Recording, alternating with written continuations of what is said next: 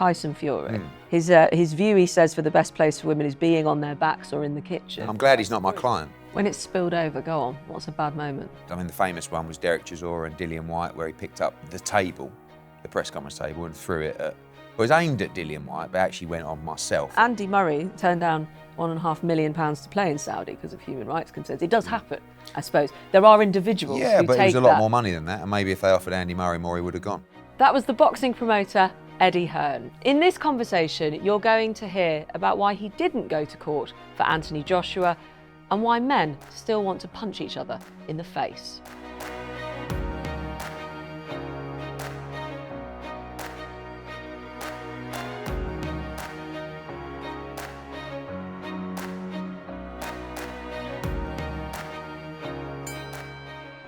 It's both the same and very different.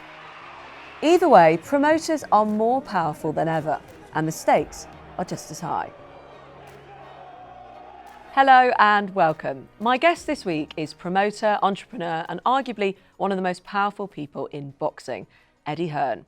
His company, Matchroom Sport, has been credited with taking boxing to another level, and his partnership with Anthony Joshua has got him into a few scrapes of his own. Luckily, just verbal.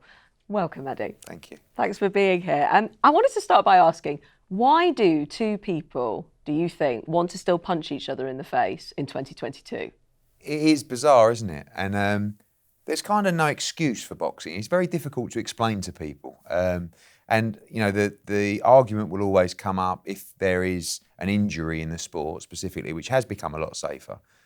How does this exist in this modern day world that we live in? It's historic. There's so many fundamentals to boxing, which we'll probably come to, about actually what the sport can teach the younger generation.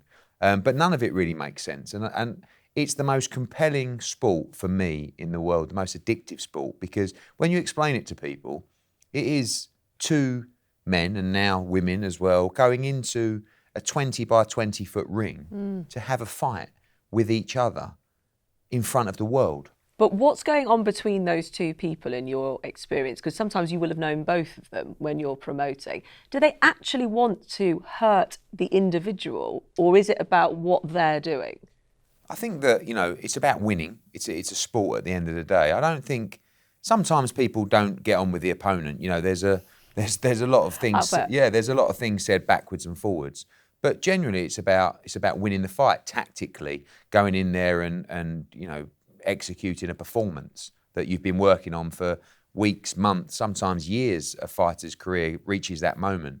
But again, these people, they're not always normal people. They can't be normal actually to do what they do and to fight at that level. So you have to be a little bit careful from my position. You've got to sell the fight, hype the fight. Sometimes it spills over. I've been in the middle of that quite a few times. But generally, that sort of back and forth, that animosity, that tension and energy between two fighters is ultimately what sells. You know, it's what's going to create narrative and interest to the public and to fight fans. When it's spilled over, go on, what's a bad moment? I mean, the famous one was Derek Chisora and Dillian White, where he picked up the table, the press conference table, and threw it at, well, it was aimed at Dillian White, but actually went on myself and Adam Smith from Sky, and some great photos of that and stuff like that. But were you scared? Not really. I've been around boxing since I was 7 years old. A table being thrown at you, had that happened before? I just sort of, you know, blocked it. But that was a new one. But, you know, I've been around because of you know, my dad being a promoter as well. I've been around boxing since I was 8 years old. I've been in the middle of fights at press conferences. I've been in the middle of fighters getting injured or crying backstage or cheering backstage, or, you know, every kind of emotion that you see in the sport. And it's incredibly addictive because it's such a compelling sport. And like I said earlier, it's not normal. Are you any good at fighting? I had a couple of amateur fights. Terrible. Are you tough now? I'm not tough. I mean, I'm a silver spoon kid, aren't I, as my dad always calls me. But, you know, I grew up, you know, my weekends were hanging around with Nazim Hamid or Chris Eubank or Frank Bruno. So I thought I could fight. But you don't become really a fighter when you come from my kind of background. You don't think that? No.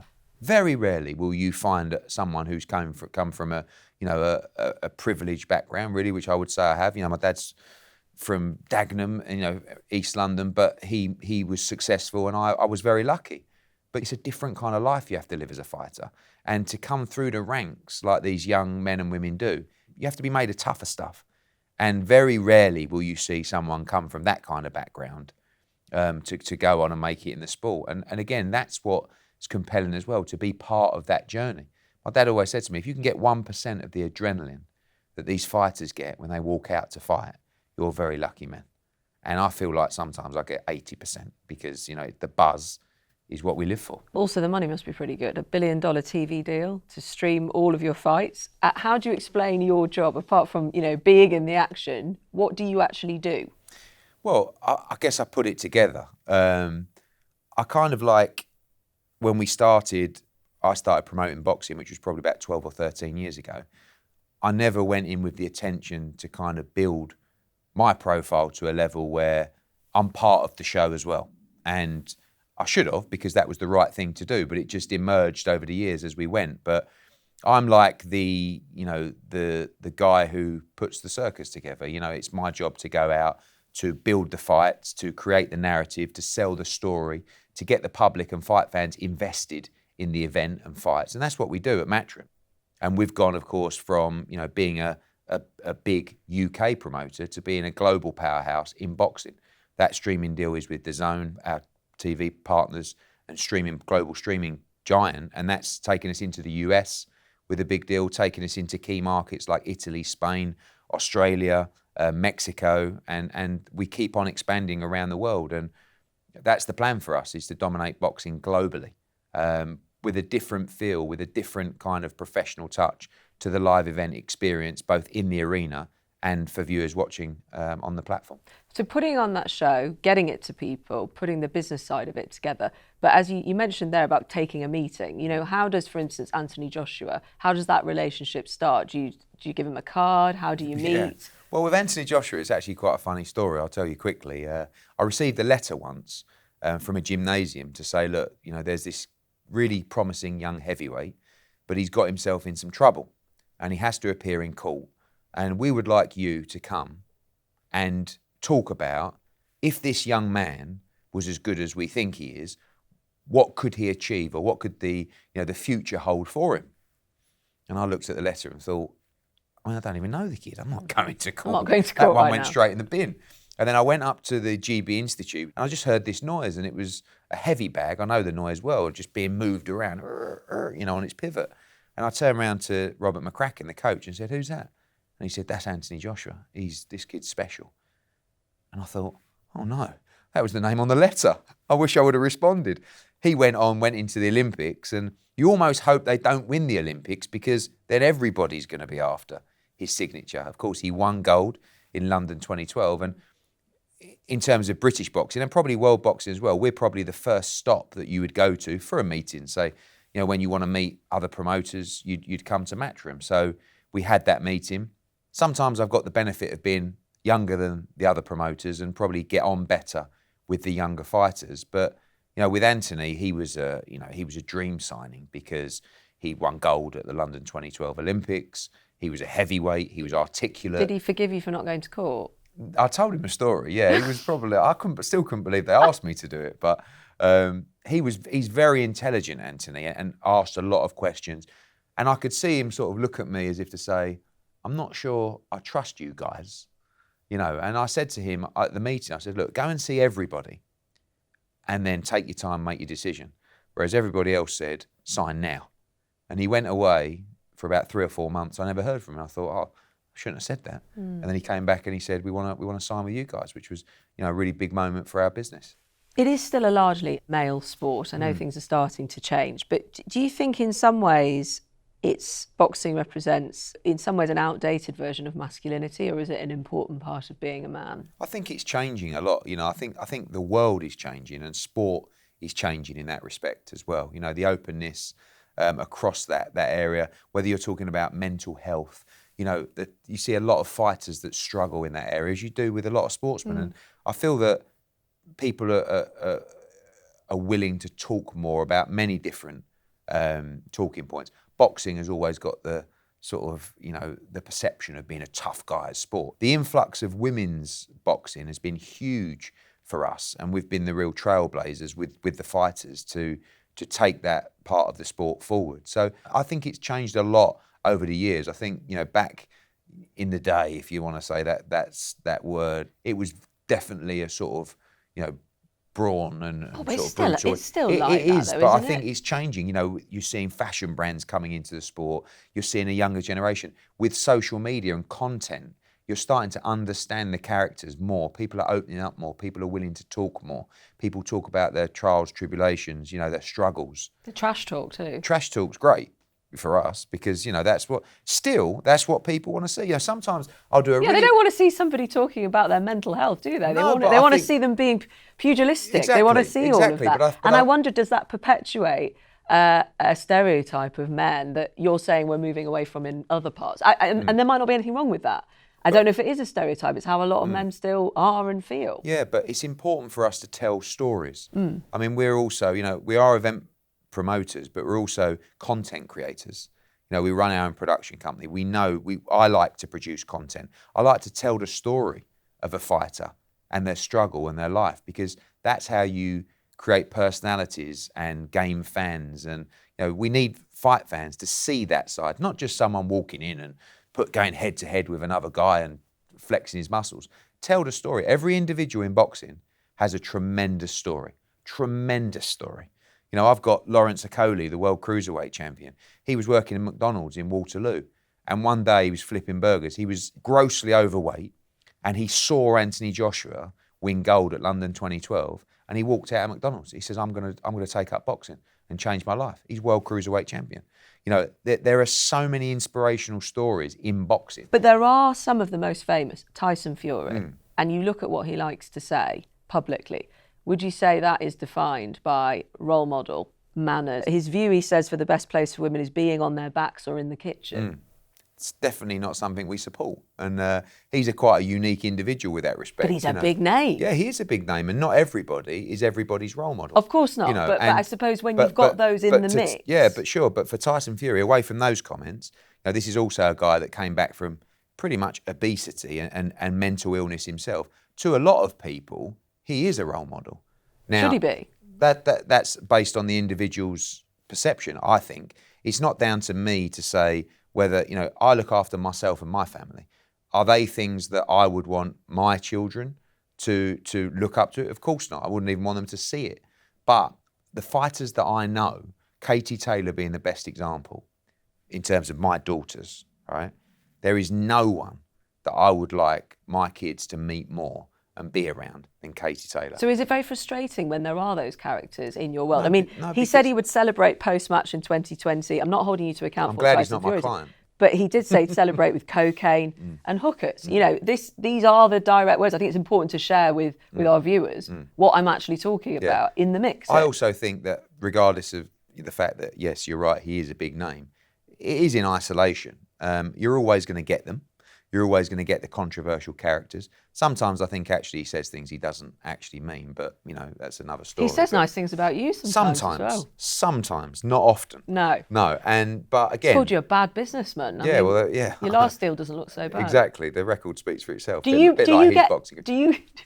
go, it's coming. Yeah. Do you get frustrated, though, by that? Does that bother you? It's all part of the game. And that's why when I look at those comments, although they shouldn't be said, because he does have a position as a role model in society, they go over my head because I know the man, And but they don't go over some people's No, I heads. agree. But then again, this is the real life, and we can't expect perfection from everybody, especially from people that might not have been brought up in that way. And I don't mean that disrespectfully for him, but these aren't normal individuals. Sometimes they say stupid things. Sometimes they do stupid things. We all do, and sometimes people more so than others. So, in that respect, you can never condone those comments. But, again, I go back to boxing, the community, what it does for people. And I know, again, going back to my kids, there is no place I'd rather them be than in a boxing gym.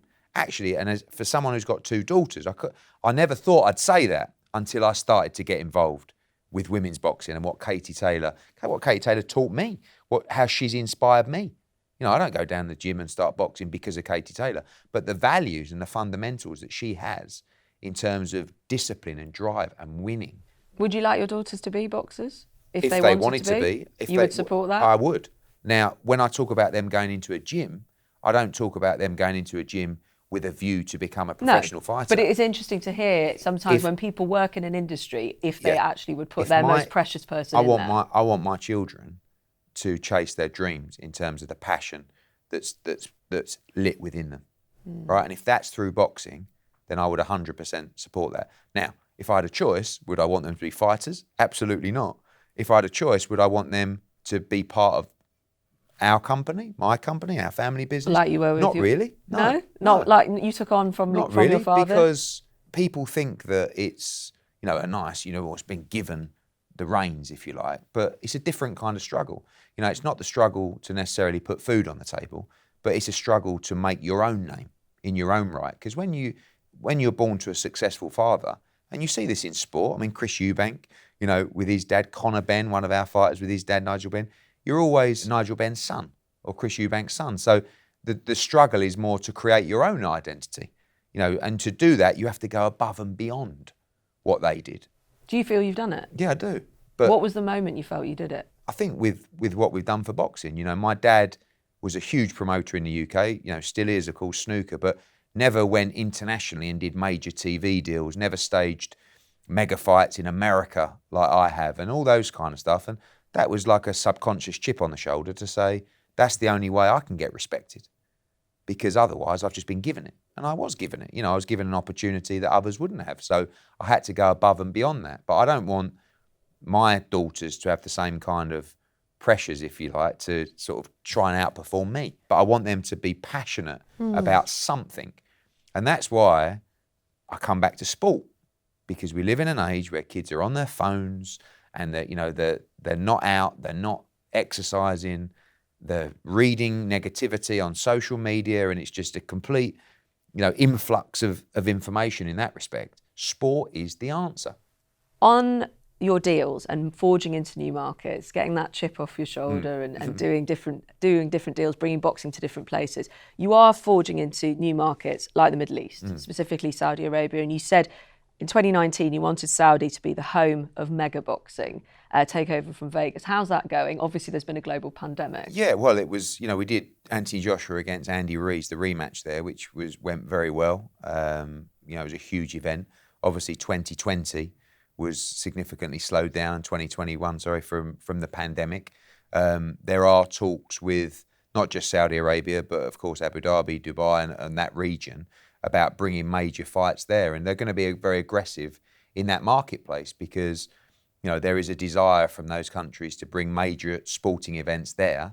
You talk there about trying to do what's right. And I wonder, do you have any moral qualms about a country where, I don't know, women weren't allowed to drive until recently, human rights concerns, especially with Saudi Arabia?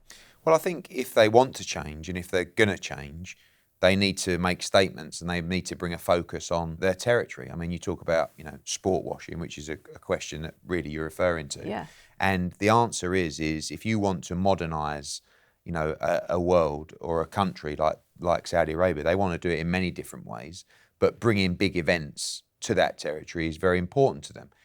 When I say about, Formula One going to Saudi Arabia, the PGA Golf Tour, WWE, major tennis tournaments, it's not that I pass the buck and say, look, we're only boxing. Why shouldn't we? But boxing is prize fighting. Okay, so it's very different. I don't really have a right to say to Anthony Joshua and Andy Ruiz, we've had this offer. You guys are going in to fight each other, and this is the opportunity for you. Andy Murray, of course, one of the UK's greatest tennis exports, turned down £1.5 million to play in Saudi because of human rights concerns. It does happen, I suppose. There are individuals who but take it was a lot more money than that, and maybe if they offered Andy Murray more, he would have gone. But the opportunity only seems to be right for your fighters if the money is right. No, but that was my comment on Andy Murray. I mean, you're not talking about No, but you're saying to me they're prize fighters. They're prize fighters. So I'm trying to get into the mentality of it. I'll give you an example. Yeah. If a fighter was offered $5 million to take a fight, and there was an opportunity to fight for $30 million in a sport which is incredibly dangerous, and you never know when it's your last opportunity to be involved in a fight, it's a different kind of conversation rather than $1 million to play a tennis match. If you Google you, do you do that? Do you Google No, yourself? not. Come on, you must a little bit. Not for a long time, but I think I probably have done. Yeah, for sure. Yeah. You did it last night. Eddie Hearn and the memes. Oh, These yeah. memes of you. No Context Hearn Yeah. is a Twitter account Yes. that has several 100,000 Twitter Yeah. followers. What's your favourite one? These are things you seem to just do. I mean, it's not you, is it? Yeah. Do you run that? No. Do you run that account? No. What happened? Somebody thought by you the way, did. Yeah, and it would have been genius, you know. And actually, if I'd have thought of it, I probably would have started it myself. But it's a guy called Andy. Oh, you know the because person? he sent me the message on Twitter. He works for the NHS, and he said to me, "Look, I've watched your interviews. Would you mind if I do this no context Hearn? No context is something that exists, you know, with some other sites as well." And I was like, yeah, crack on, mate. I mean, how big can that get? And it just went 2,000 followers, 10,000, 20,000, 100,000, 200,000, 300. So he just takes clips of you of my and puts interviews, and then people use those clips in context to something else. So it'll say, like, you know, when Liverpool score or win away at the weekend, and it's you me going dancing. mad. Yeah. So How do you feel about that, though? Because some people wouldn't like it. it's actually worked really well for me. They wouldn't like themselves but being out I of never take context. myself too seriously anyway. I think that's very important in life. But it's worked well for me because it's opened up a different audience. You know, I was known by fight fans, but now you're talking about, you know, kids, sort of young adults, you know, more women, because it's everywhere. But the problem is you get referred to as the meme guy. And I took my kids to a trampoline park the other day, and there was a girl letting us in. So, I mean, she must have been, I don't know, 16, 15. And she went, "Is it you?" And I'm thinking, wow, you know, Katie Taylor's obviously working here. A lot of younger. She goes, "You're the meme guy." And I was like, and my kids, you know, when I pick them up from school, all the kids are going, they're not saying that because I'm doing a show on Saturday. They're doing that because of no context Hearn. You're the funny man on the internet. Yeah, but, you know. Have you got a favourite one? Whatever it takes. Is there one of you just doing something you don't even almost remember? Yeah, there's so many. I mean, there was me. I was selling strawberries on a market stall in Hull because one of my boxers, their family has a fruit stall in Hull. A young lady walked past and I said, "You in the headband, you are different gravy." And it's just, they play it all the time. And if there's a footballer with a headband on, I mean, it's just... It gets you. Yeah, used. and but there's so many. I've got to ask you, because I've thought about this and I don't know quite my decision. What would be your music if you were a fighter and you were walking in? What would be the tune that you would pick? You must have imagined yourself doing what some of your fighters do you know, there's a song by Whitesnake called Here I Go Again, or Here We Go Again. And it was actually a song that Mickey Ward, a great Irish fighter, an American fighter, used to walk out to. And it's like, you know, it says, "Here we go again, walking down the only road I know." It's quite deep. And what would be your style, do you think? You'd walk out, Eddie Hearn's there, the man off the internet. I don't know. I mean, just embarrassing, probably. Like, I think I can dance. I think I can sing. Yeah. I think I'm very limited at both. But, you know, well, I think that I would look the part. You'd have to. Yes, but I think once the bell went, there'd be a major problem. Yeah, and it would be for me, not for the other person. Eddie Hearn, thank you so much for talking to me and to our viewers. Thank you. And thank you so much for being with us. Until we meet again, stay safe and goodbye.